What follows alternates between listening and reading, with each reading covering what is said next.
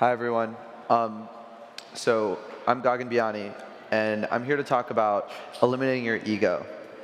Over the course of the last 6 years, I've been fortunate enough to work on 3 different companies that I think are making a difference in the world. The first one in the education space with Udemy, the second one in the transportation space at Lyft, and then the third one, most recently, Sprig, which we think is changing food. What's interesting about all 3 of these companies is that they share 2 very key traits. The first trait is that each one of these companies started with a singular mission, and that mission is the same mission they have today. The second trait, and this is the one that I find most fascinating, is each of these companies started with a singular idea, and the idea today looks nothing like where it started. Sprig started with a very singular mission.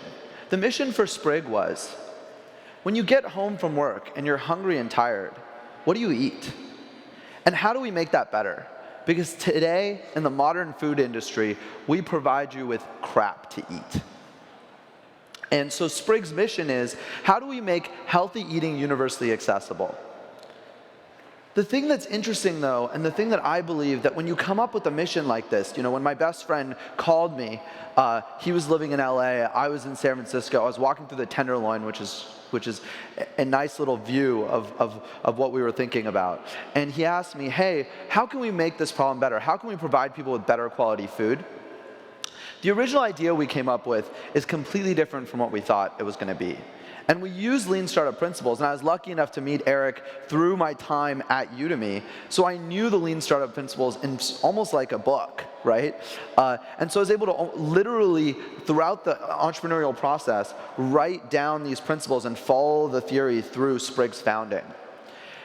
And so when we started it, we started with the most important principle of lean startup, which is, at least what I think is the most important principle of lean startup, which is start with the riskiest hypotheses first and prove them wrong. In most companies, the riskiest hypothesis is the hypothesis that your product is something the market wants. Usually, if you start a company, you have no idea whether or not hundreds, thousands, or even millions of people will ever want your product, and that's where most of the lean startup philosophy focuses on. What's unique about Sprig is we knew people wanted our product. There was significant conviction that that was not the highest risk assumption. It was certainly an assumption we were making, and we had to validate it, but the highest risk assumption for Sprig was whether or not we could deliver the product. Could we provide people with an opportunity where they can open their phone whenever they're hungry, press a button, and 15 to 20 minutes later get a hot, healthy meal that they could eat every day? That felt like an impossible challenge, and lots of investors said no to us when we were telling them we could do this, but hadn't proven it yet. So we set out to prove it. What we did was, we created a concierge MVP. We knew that we needed to test a dispatch system in the real world that would allow a customer to order a meal they want, for cars to be roaming around with those meals, and then deliver them to customers. So instead of building this via technology, our last day at our previous jobs was on a Friday, and on the following Wednesday, we delivered 50 meals to customers all over San Francisco. We had no engineers on the team, and it was just 2 of us, 2 business operators. So what we did was, we created an Eventbrite page for ticketing, which is very similar to ordering food on Sprig. You open up the Eventbrite page, you select what meal you want, and you put in your address. There goes the ticketing system. The next thing we did is we had a back-end system of Google Spreadsheets and Google Maps. So we used Google Maps to do routing, and then of course I, as a San Francisco native, a Bay Area native, knew the city quite well, so I did the dispatch system at first. Not as good as today, but I like to think I did okay.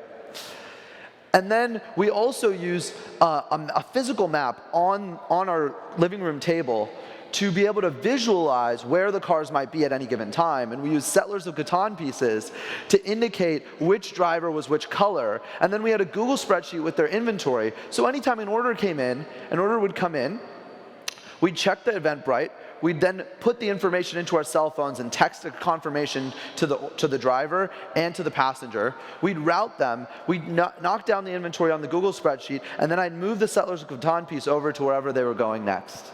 And that was the first version of Sprig. What's amazing about this is it confirmed our initial hypothesis, but also showed us how freaking hard this was going to be. And so we then set out to build an engineering team that was capable of doing back-end dispatch algorithms, because we knew after this that that was going to be one of the hardest challenges that we faced. This is what I think is the most exciting thing about what you have today. You have the benefit as an entrepreneur of all of the last decade of learning on building companies, and we at Sprig benefited from this and took the time from starting an idea to launching a company. At Udemy, it took about 3 years. At Sprig, it took about 6 months. And by the way, I think we were a lot more right in our first version of Sprig than we were in our first version of Udemy. The next riskiest hypothesis was whether or not we could make good food at scale. And remember, when I say the next riskiest hypothesis, we wrote down every risky hypothesis on a whiteboard.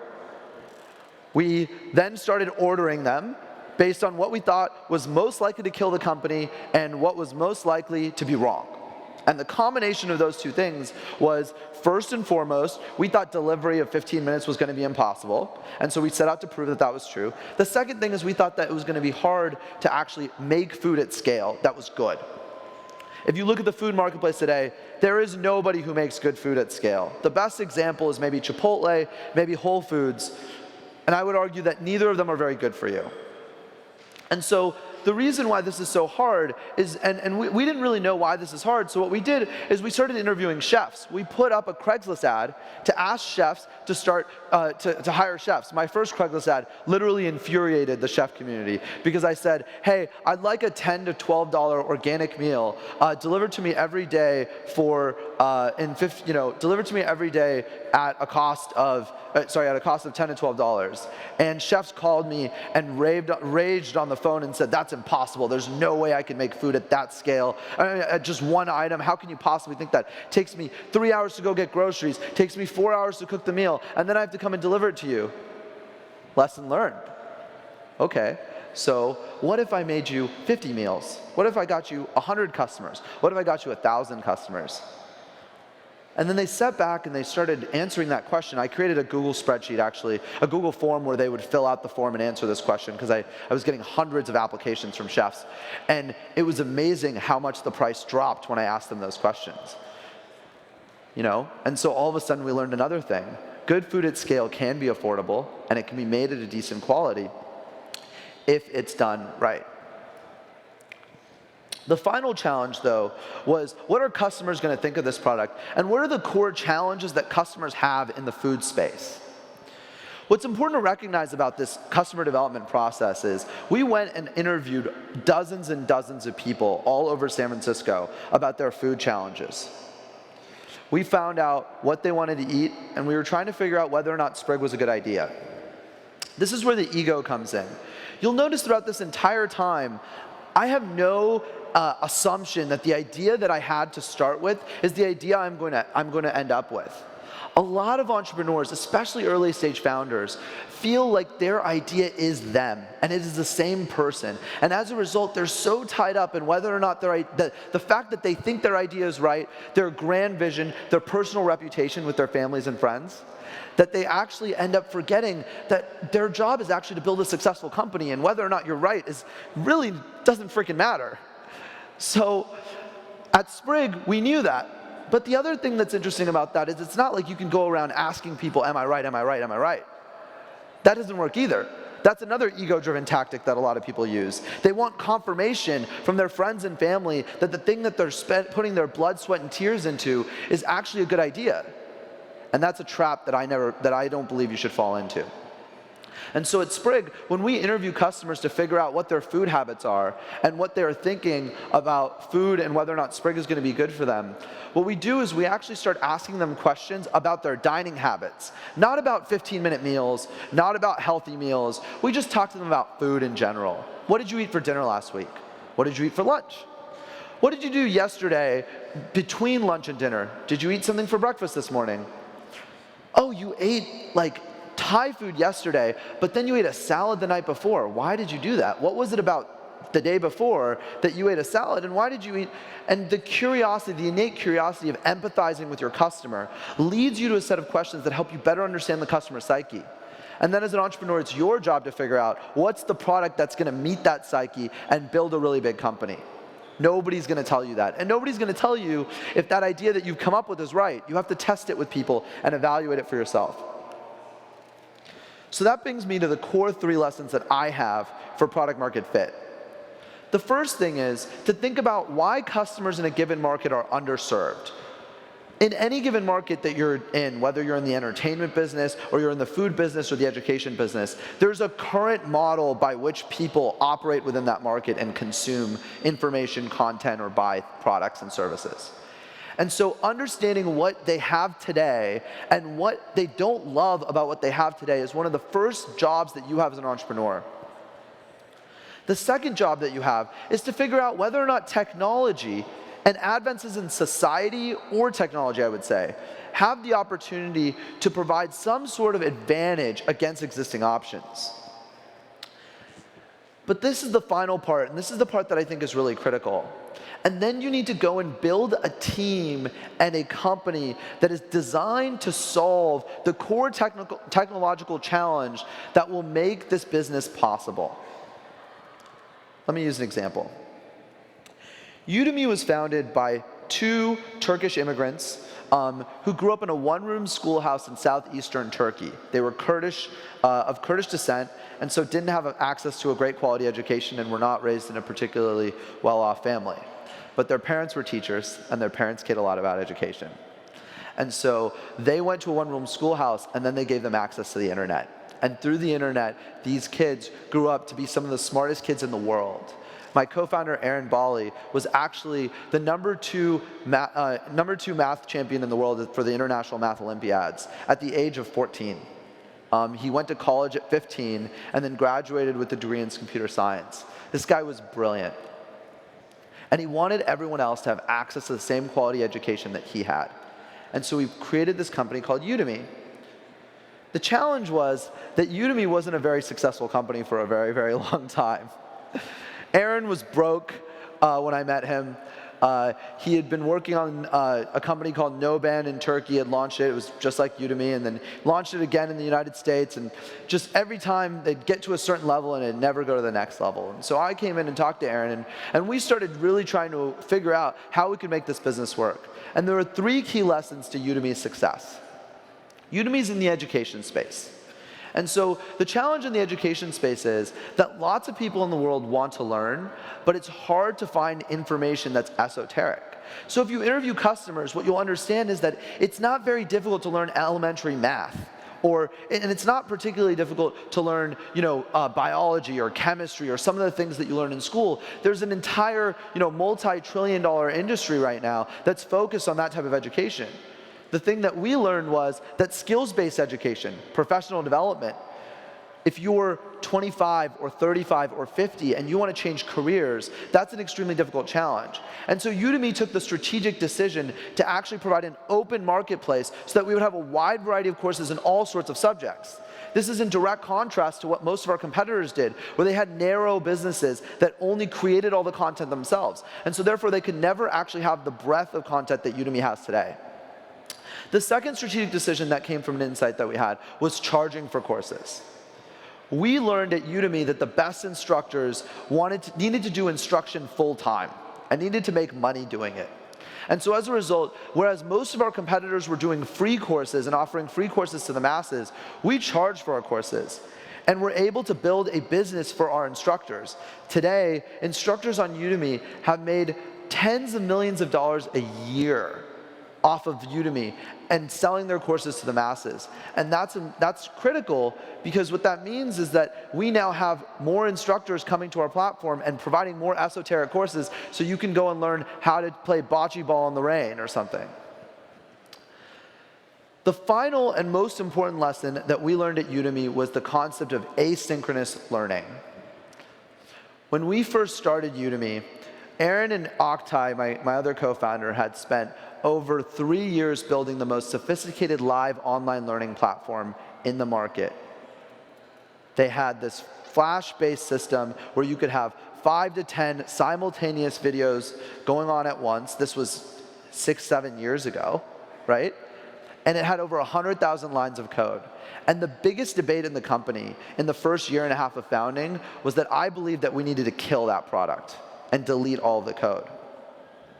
The reason was because when I started to pitch instructors on whether or not on using this Udemy as a platform for them to teach their courses, every time an instructor would put up a course on Udemy and say, hey, I'm teaching a live class next week, you'd see crickets. And there weren't enough customers coming. And so what we learned through this process was that asynchronous courses were much more likely to be successful. And that's why today, Udemy is not a live online learning marketplace. It's a marketplace where anyone can learn, come and take a course that is recorded and that you can watch afterwards. The next example is Lyft. Lyft is an interesting story, both because I wasn't a co-founder of Lyft and really had nothing to do with its creation. And so I got the opportunity to watch it grow and learn about it more like an academic than anything else. I spent 6 months as interim head of growth there, and I learned a lot from John and Logan. What was interesting about Lyft was that it started off as a ride-sharing service for long distances. It was called a Zimride. And anytime you wanted to a ride from, say, LA to San Diego or San Francisco to Lake Tahoe, you could go on Zimride and order a ride and get it from another person and hitch a ride with them. Today, Lyft is very different. And the reason for that is that the Lyft founders were spending a year or 2 years building Zimride, and they were constantly dissatisfied with where Zimride was going. And so they were looking for other opportunities. And they eventually happened upon this idea for Lyft. And Lyft had 3 key lessons that they learned early on. 1, on-demand is the most convenient way to get from A to B. When you're in the transportation space, you have to figure out how to get someone when they want to go there right now from point A to point B.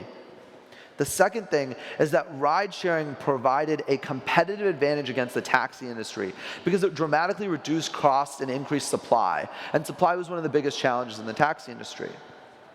And the third thing, and this is the one that I think people forget, is community. Community is at the core of Lyft because people want to be happy when they're in a ride. And if you interview Lyft customers before Lyft was big, the reason why they wanted Lyft so much is because they hated being in taxis. It just felt disgusting, right? Taxi drivers are filthy. They talk on their phone the whole time. They drive like maniacs. All 3 of these lessons came about from a core understanding of the market and the customer base that Lyft was. And so you can see now that there are 3 companies, Sprig, Udemy, and Lyft, that all share these same characteristics. And I think these same characteristics can be used for any company that you're trying to build. So let's refresh. Eliminate your ego when starting your company. Don't worry about whether or not your idea is right. Look to see what the right idea is and focus on that. Remember that the best companies come from a very core mission. They have an idea. They want to accomplish a goal. It's not like there's no goal. Oftentimes I meet founders who say, I want to start a company. I'm like, what's your idea? I don't have one yet. I'm trying to figure it out. Personally, I think that's bullshit.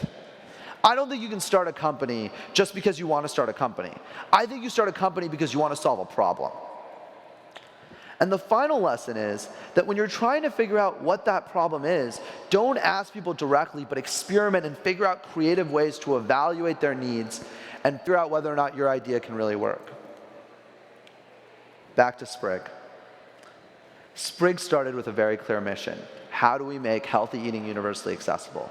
We want everyone in the world to be able to have access to a meal at the touch of their button that they can eat every day. And this wasn't about fad diets. Sprig is not about paleo or gluten-free, although we have those options. Sprig is about food that you can eat for the next 5 decades and still be healthy and happy 5, 10, 50 years later.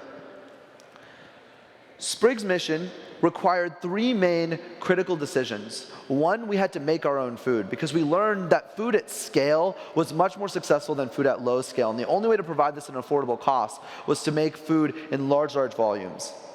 The second thing was on-demand. We discovered that on-demand was a critical component of food because food is a response. Hunger is the biggest driver of behavior in food. So if we can get people to think that anytime they're hungry, they press a button on their phone, then we can tie the behavior of being hungry to our business.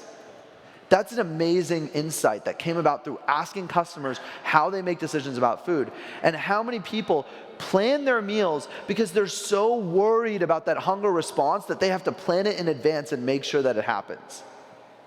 And then the final thing was high quality ingredients. And this is a unique thing because almost maybe less than 15 to 20% of the customers we interviewed actually care about high quality ingredients and thought it was important. This is where the mission is so critical. We made the decision to focus on organic ingredients and focus on sustainably raised meats because of the fact that we fundamentally believe that over the course of the next 5 to 10 years, consumer education was going to increase around health and wellness. And people were going to realize that diets like gluten-free and paleo are not the only thing that makes sure that you have a healthy diet. The other thing is you need to eat real food that's grown in the ground, that does not have pesticides and antibiotics. And so Sprig was very much created out of an intentional desire to build a really big company and using the lean startup methodology. And we're really excited to now be in San Francisco and Chicago and expand throughout the rest of next year. Thank you so much.